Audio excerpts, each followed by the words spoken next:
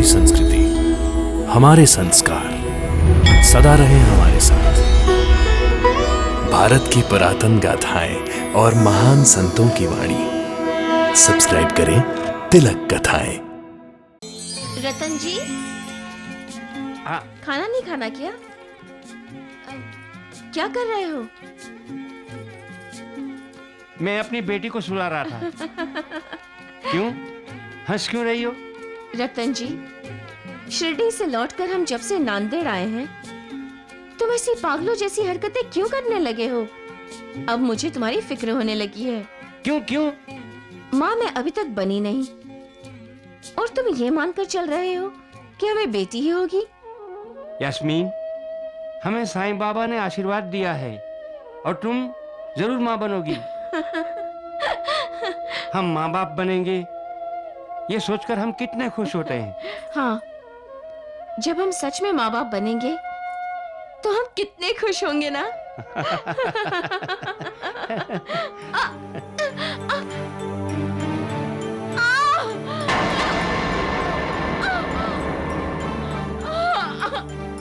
यास्मीन, रतन जी! यास्मीन,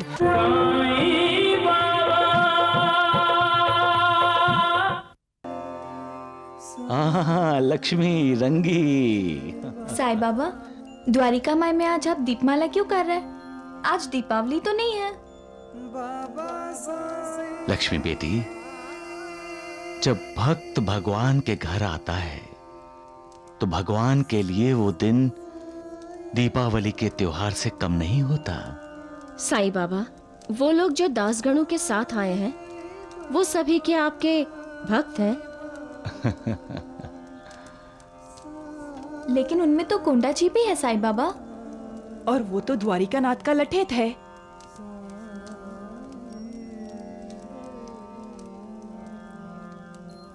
पश्चाताप मन का सारा मैल धो डालता है। मैं ये दीप जलाता हूं लोगों के मन से अज्ञान का अंधेरा दूर करने के लिए, ज्ञान का प्रकाश फैलाने के लिए, लोगों को सही मार्ग दिखाने के लिए, और जो लोग रास्ते से भटक गए हैं उन्हें सही मार्ग पर लाने के लिए। ये दीप सिर्फ दीप नहीं है, ये तो महान योगी हैं। तेल ही इनकी जिंदगी है। ये दीप हमको बताते हैं कि जब तक जान में जान है तब तक दूसरों के लिए जियो, सिर्फ अपने लिए नहीं। जब दीप बुझने को होता है तब भी वो दूसरों को प्रकाश देने के लिए आखिरी कोशिश करते हुए, अपनी ज्योत को तेज और तेज करते हुए अंत में बुझ जाता है। लक्ष्मी बेटी, ये दीप किसी में भेदभाव करता है? नहीं। अमीर गरीब, छोटे बड़े, अच्छे बुरे, सभी इस दीप के लिए एक समान है। ये दीप सबको प्रकाश देता है, एक समान देता है। इस दीप में से जो जितना प्रकाश ग्रहण कर सकता है उसे उतना प्रकाश मिलता है। लक्ष्मी बेटी, कोना जी इस वक्त अंधेरे से उजाले में आया है। उसके मन में हमेशा ज्ञान के दीप जलते रहें, इसलिए मैं यहां द्वारिका माई में दीप जला रहा हूं, क्योंकि अंधेरा उसे निगलने की हर कोशिश करेगा। अंधेरा? साईं बाबा द्वारिका नाथ के बारे में बोल रहे हैं। सबका मालिक एक।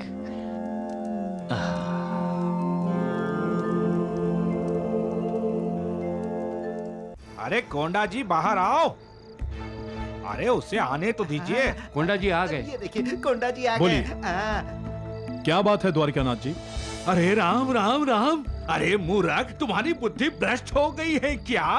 हैं? अरे भगवान द्वारिकानाथ जी को ऐसे बुलाया करते थे तुम, हैं?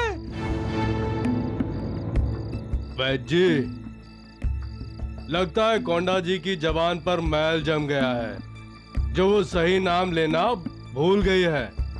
गोपाल, कौन है ये लोग? आप हैं द्वारिकानाथ जी, इस मूर्ख कोंडा जी के भगवान, समझी? क्षमा कीजिए, आप मेरे भगवान नहीं हैं। कोंडा जी। भगवान तो साईं बाबा हैं। राम राम राम। द्वारिकानाथ जी, इतने दिन से ये आपसे दूर रहने के कारण सब कुछ भूल गया है। इसके दिमाग पर असर हुआ है। दगड़ू, असर हुआ था, अब नहीं है। कोंडा जी, हमारे साथ चलो, हमें तुमसे कुछ बातें करनी है। द्वारिकानाथ जी, मैं आपसे बातें जरूर करूंगा, लेकिन साईं बाबा के दर्शन के बाद।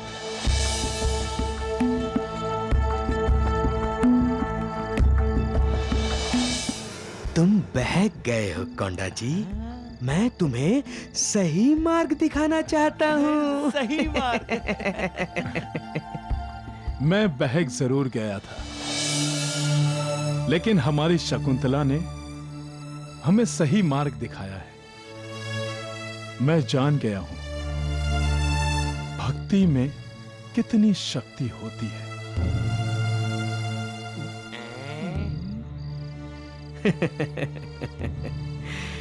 शक्ति क्या होती है ये तुम्हें क्या पता, मैं तुम्हें बताता हूँ। देखता हूँ तुम हमारे साथ कैसे नहीं चलते। जीवाजी। जी भगवान। उठाओ इस बच्चे को। उठाओ उठाओ उठाओ उठाओ। जीवाजी, एक कदम भी आगे मत बढ़ाना, वरना वही पांव तोड़कर उसकी माला बनाकर द्वारिकानाथ जी को पहना दूंगा। कोंडा जी। कोंडा जी।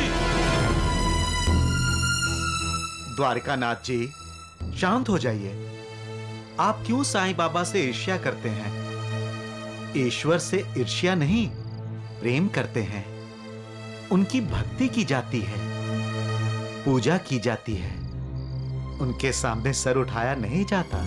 ए भजन मंडली, तुझसे किसने पूछा है? तू अपना मुंह बंद रख। मैं जानता हूं साईनाथ को, वो ढोंगी पाखंडी है। ईश्वर आपको सद्बुद्धि दे, आपको साईं बाबा के असली रूप के दर्शन कराए।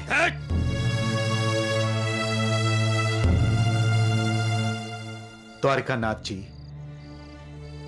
आप जिसे ढोंगी और पाखंडी कह रहे हैं, उसके इच्छा के बिना एक पत्ता भी नहीं हिलता।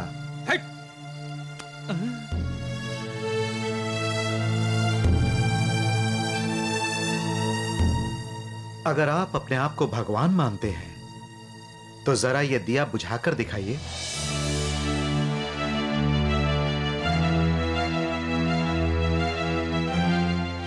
अरे वाह वाह, क्या दिमाग पाया है दासकणु ने। ये दीपक तो मैं एक फूंक मारकर बुझा सकता हूँ। दगड़ू, ये दिया तो क्या, मैं मशाल भी एक फूंक में बुझा सकता हूँ। तू बाद में बुझाना, मैं बुझाता हूँ। अच्छा, जरा बुझाइए। बुझा बुझा। जय साईनाथ।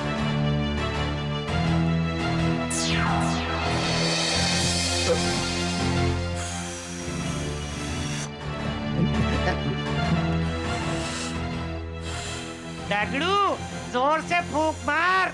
हाँ।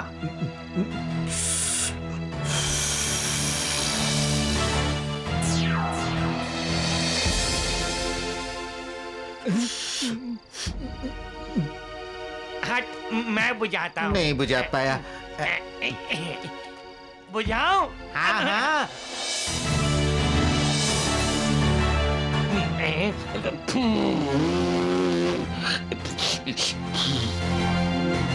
नहीं पूछता।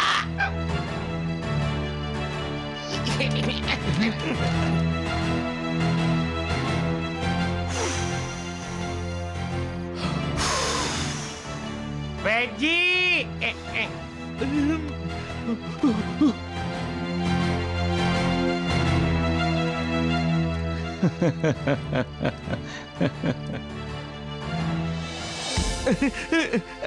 राम राम राम।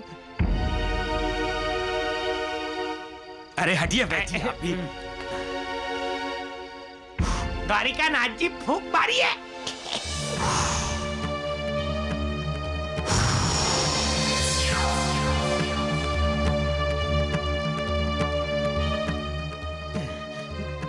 द्वारकानाथ जी, साईं बाबा को पहचानो, वो ईश्वर हैं।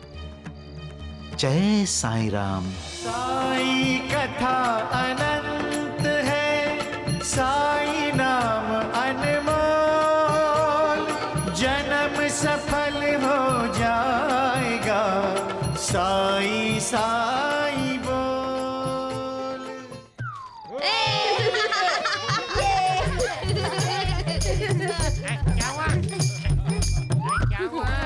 क्या हुआ द्वारकानाथ जी? दिया नहीं बुझा? हाँ? देखो मैं बुझाता हूँ।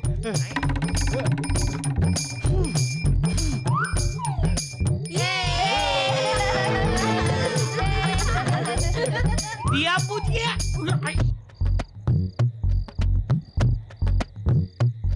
द्वारकानाथ जी, जिनके दिल में बाबा की भक्ति की ज्योति जलती है ना, वो ज्योति कभी कभी नहीं बुझती है। हाँ समझे?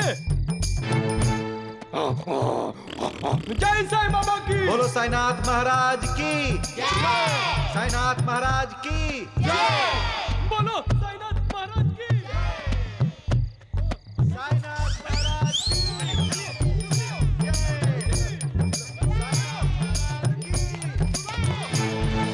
मैं अपने भक्तों का दास हूं। भक्तों का विश्वास ही मेरा श्वास है। भक्तों की श्रद्धा ही मेरी शक्ति है।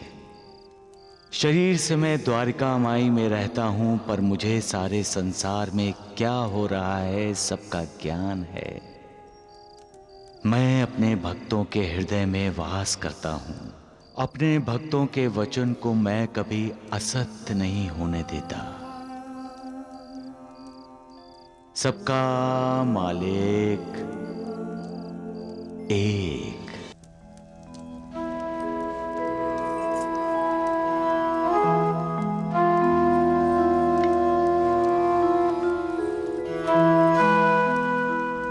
सोच क्या रहे रतन जी? जो मन में है साईं बाबा से कह दीजिए। हम आपकी शरण में आए हैं साईं बाबा। आप तो सब जानते हैं साईं बाबा, जिस प्रकार भक्ति के बिना कीर्तन, वादों के बिना संगीत अच्छा नहीं लगता, उसी प्रकार संतान के बिना घर अच्छा नहीं लगता, सूना सूना लगता है। क्या ईश्वर की कृपा हम पर नहीं होगी? क्या हमें संतान सुख प्राप्त नहीं होगा साईं बाबा? आप तो सबके कष्ट दूर कर देते हैं बाबा, हम पर भी कृपा कीजिए। हम बड़ी आशा लेकर आपके पास आए हैं साईं बाबा। साईं बाबा के पास जो भी आता है वो खाली हाथ नहीं जाता। मेरी खाली झोली भी भर दीजिए बाबा, हम पर दया कीजिए। दक्षिणा नहीं दोगे मुझे रतन जी?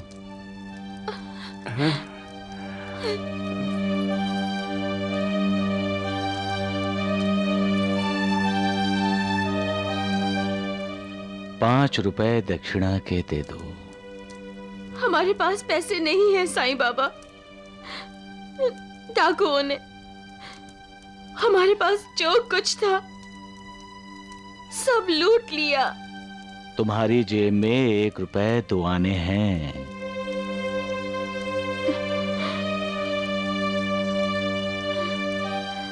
हाँ हाँ, ₹1 और 2 आने हैं।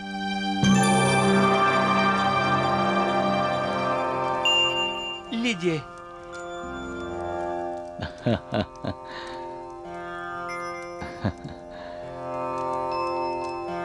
लेकिन साईनाथ, आपने तो 5 रुपए मांगे थे दक्षिणा में।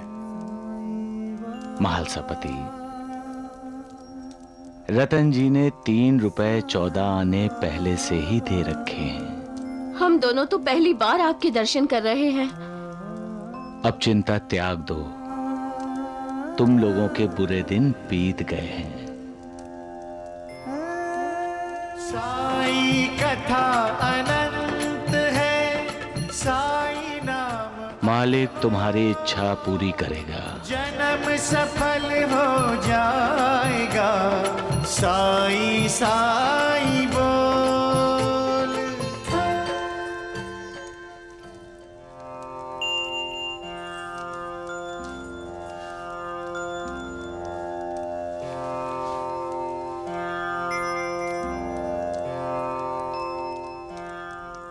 रतन जी और यास्मीन आपसे कुछ मांगने आए थे, लेकिन उल्टा आपने ही उनसे दक्षिणा मांग ली। मैंने दक्षिणा नहीं, रतन जी और यास्मीन की बदनसीबी को अपनी झोली में डाला है लक्ष्मी की मां। वैसे भी मैं अपने भक्तों से जो कुछ भी स्वीकार करता हूं, उससे 100 गुना ज्यादा मुझे उन्हें वापस करना पड़ता है। सबका मालिक एक। साहब जी, अगर आप लोगों ने हमें सहारा नहीं दिया होता तो पता नहीं हम जिंदा भी होते या। दीदी, जाने अनजाने में अगर हमसे कोई भूल हुई हो तो हमें माफ कर दीजिएगा। रो क्यों रही है पगली? तुम्हें तो खुश होना चाहिए कि तुम अपने घर राहता वापस जा रही हो। साईं बाबा की कृपा से तुम्हारा परिवार फिर से एक साथ हुआ है। जाओ, खुश रहो। जब मन करे नांदेड़ चले आना, उसे अपने भाई का घर ही समझो। संभल कर जाइएगा।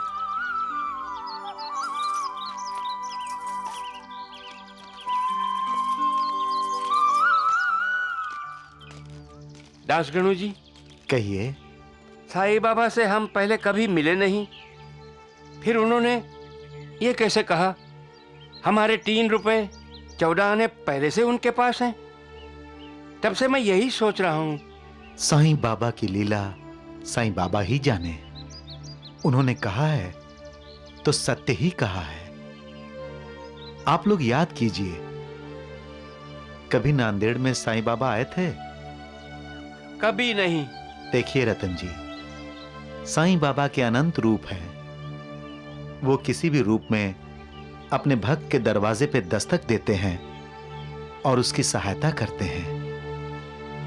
आपको याद नहीं, जंगल में जब शकुंतला के बच्चे के पेट में दर्द हुआ था तो एक फकीर आया था और उसने बाबा की उदी दी थी। ये लो पुड़िया और इसके पेट पे लगा दो, सब ठीक हो जाएगा।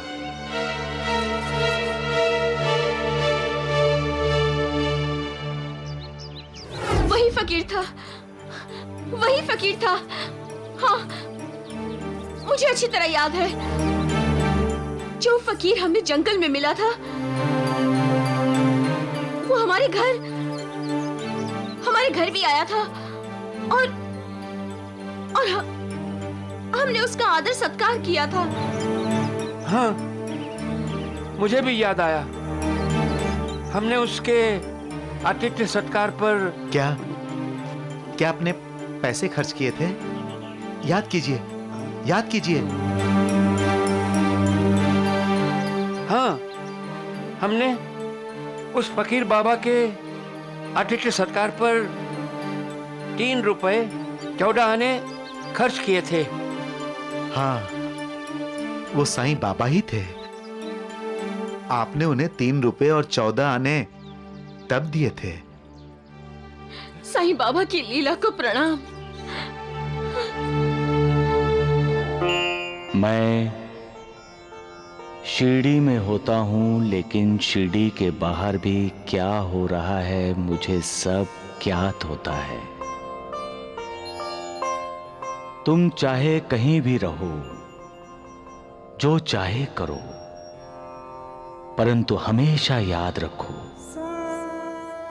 कि तुम जो कुछ भी करते हो उसका ज्ञान मुझे होता है।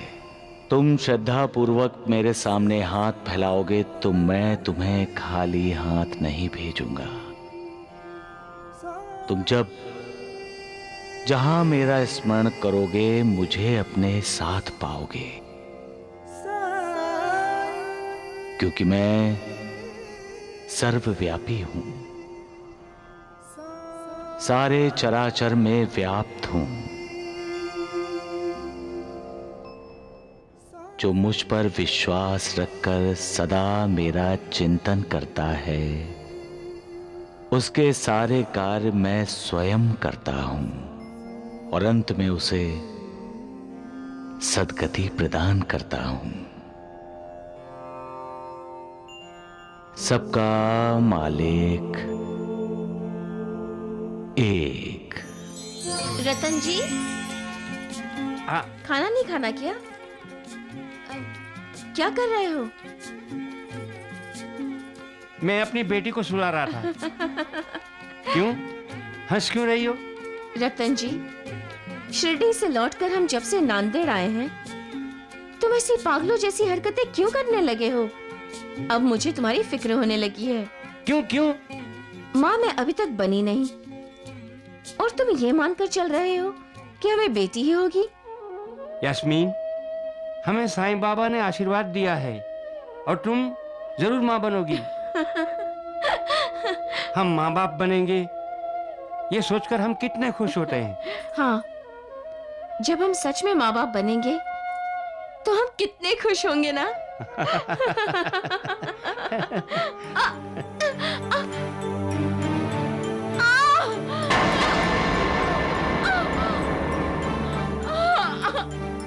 यास्मीन, रतन जी, यास्मीन, यास्मीन, यास्मीन, संभलो, यास्मीन, यास्मीन।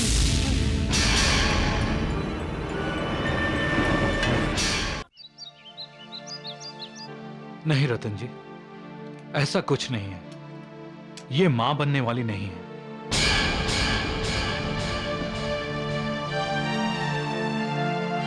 तो मेरे पेट में दर्द, वो चक्कर। मैं आपको किसी धोखे में नहीं रखना चाहता। दरअसल आपकी पत्नी के पेट में एक मांस का गोला बन गया है। हमारी डॉक्टरी जुबान में उसे ट्यूमर कहते हैं। यह दर्द उस ट्यूमर की वजह से ही हुआ था। मैं दवाई लिख देता हूं, उससे आपको आराम आ जाएगा। लेकिन एक हफ्ते बाद आपको फिर से चेकअप के लिए आना पड़ेगा। वैसे डॉक्टर साहब, कोई खतरे की बात तो नहीं है ना? मेरी यास्मीन ठीक तो है ना? हाँ, ठीक है यास्मीन। अच्छा साहब, डॉक्टर साहब,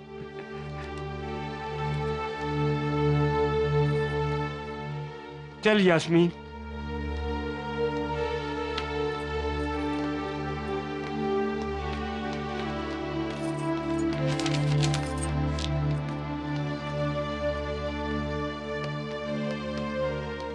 अरे क्या हुआ? मैं डॉक्टर साहब को फीस देना तो भूल ही गया। तुम यहां बैठो, मैं अभी आया।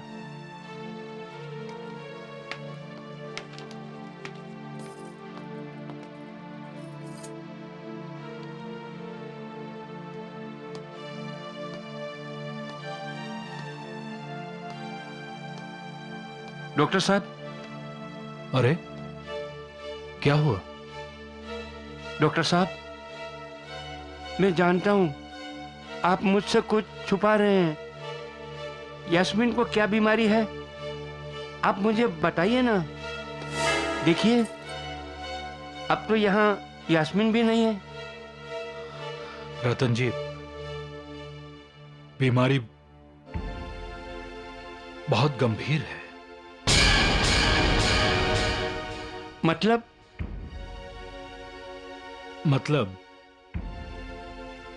आपकी पत्नी अब सिर्फ 6 महीने की मेहमान है।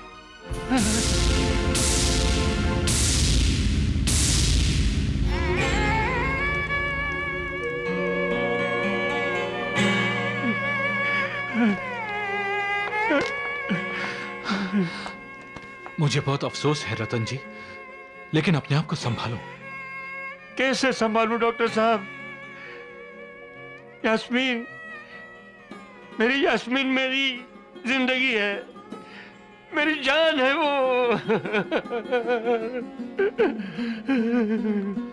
रतन जी, आपको हौसला रखना है। आने वाले 6 महीनों में आपको ही अपनी पत्नी की देखभाल करनी है, आपको ही उनके सुख का ख्याल रखना है। इसका कोई इलाज नहीं है डॉक्टर साहब, कोई दवा नहीं है। मैंने यास्मीन की रिपोर्ट दूसरे 2 डॉक्टरों को बताई है, उनकी भी राय यही है कि अब कोई इलाज नहीं। She is on last stage.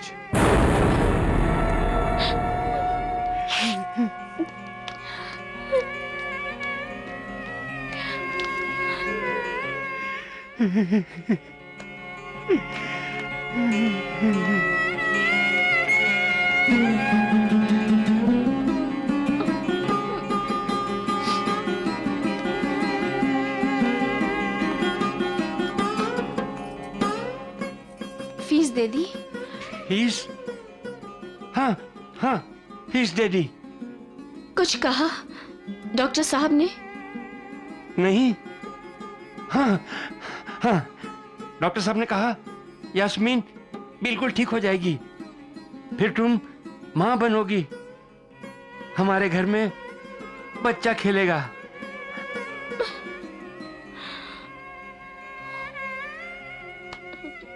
चले? रो मत। अरे अभी अभी तो तुमने मुझे बताया कि डॉक्टर साहब ने कहा है मुझे कुछ नहीं हुआ, फिर भी तुम हाँ, हाँ।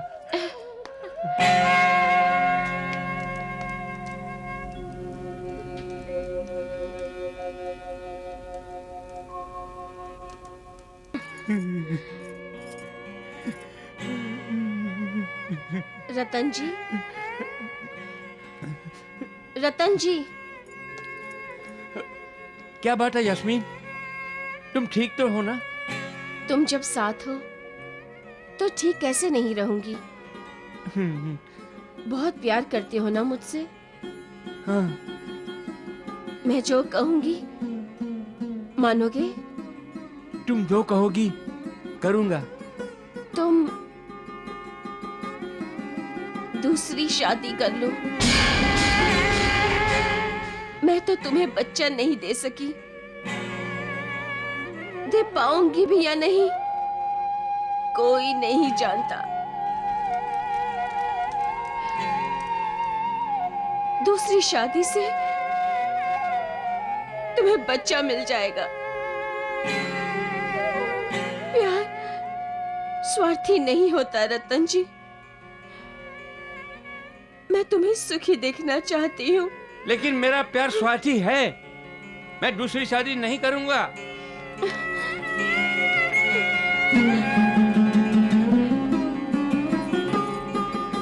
तुम दूसरी शादी कर लो रतन जी।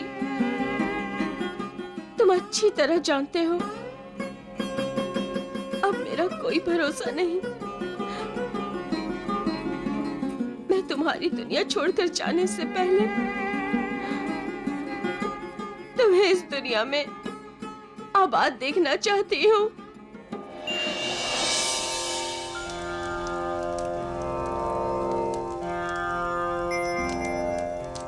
बाबा, आपकी आंखों में आंसू?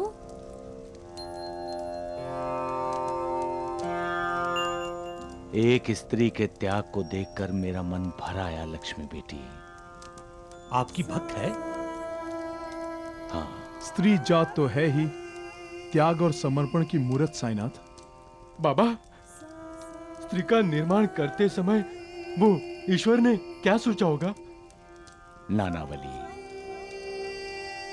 दुनिया का निर्माण करने के बाद ईश्वर ने सोचा कि इस दुनिया का सृजन और पालन कौन करेगा। उस कार्य के लिए ईश्वर ने स्त्री का निर्माण किया और स्त्री ने भी ईश्वर के दिए कार्य को बड़ी ईमानदारी से, बड़ी जिम्मेदारी से निभाया। यहां तक कि पुरुष ये मानने लगा कि स्त्री के बिना वो अधूरा है। स्त्री पुरुष की जिंदगी में अलग अलग रूपों में सहभागी हुई। पहले वो पुरुष की मां बनी, फिर बहन, मित्र और बाद में पत्नी भी बनी। उसने हर भूमिका बखूबी निभाई और पुरुष का पालन किया। उसने हर भूमिका में पुरुष को प्यार दिया, उसके सुख के बारे में सोचा, लेकिन अपने बारे में कभी नहीं सोचा उसने। मां, बहन, मित्र, पत्नी होते हुए भी उसने त्याग किया, समर्पण ही किया। स्त्री एक शक्ति है। जिसने भूलकर भी स्त्री का अपमान या अनादर किया, वो कौरव हो या कंस, राक्षस हो या रावण, उनका विनाश ही हुआ। सबका मालिक एक।